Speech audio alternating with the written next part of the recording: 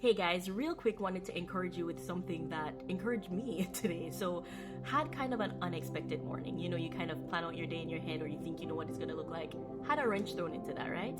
And so, and it just kind of made me feel like, man, God, like, why is it that it just seems like there's always something gonna go wrong? You know, something with a car, or somebody's sick. You know, I'm not feeling well, or you know, something always seems like it's gonna go wrong, right?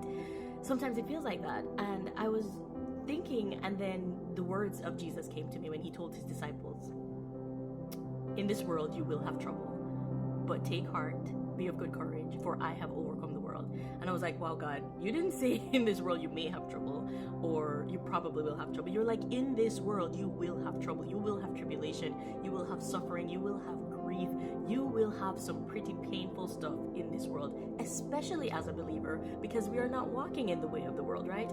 But take heart, be of good courage, for I have overcome the world. And something about when the Holy Spirit reminded me of those words, it gave me comfort, guys. It gave me comfort because I realized I don't have to think it's strange when something wrong happens, or when something I didn't expect happens, or when there's just those little annoyances in life that throw you off your game. When those things happen, don't think it's strange.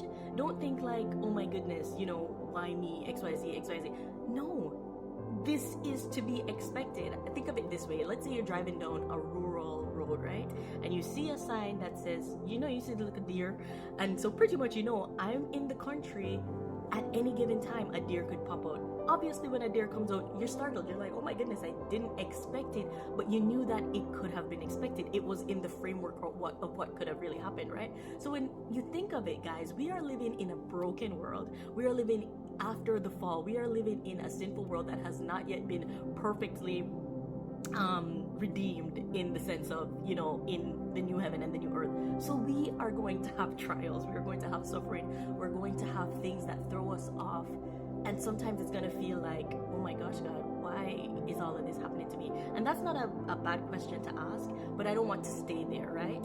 If I know that God says in this world we will have trouble, but take heart, he has overcome the world, then I know I don't have to dwell on that why me portion. I can come to him and start processing the grief. I can come to him and start processing the hurt, the traumas, whatever it is, because I know that the end of it, as I seek the Lord, is going to be something beautiful, even if it's not on this side of eternity. So I wanted to encourage you guys today with that. I hope it encouraged you. I'm not saying have a pessimistic view of life or always expect something bad to happen, but when it does, and I said when, sorry, not sorry, when it does, be confident that God is still God. He is still sovereign, he is still providential, he is still good, and he works all things together for good for those who love him and are called according to his purpose. And I don't know what that means for you, and what that means for your circumstance, or what that means for your situation, but I know that he's trustworthy and he's good and he's worthy of our worship. So guys, don't think it's strange. Something might happen tomorrow that you did not expect, and that you're like, wow, really, God? But remember these words of Jesus: take heart, he has overcome the world. Bye, guys.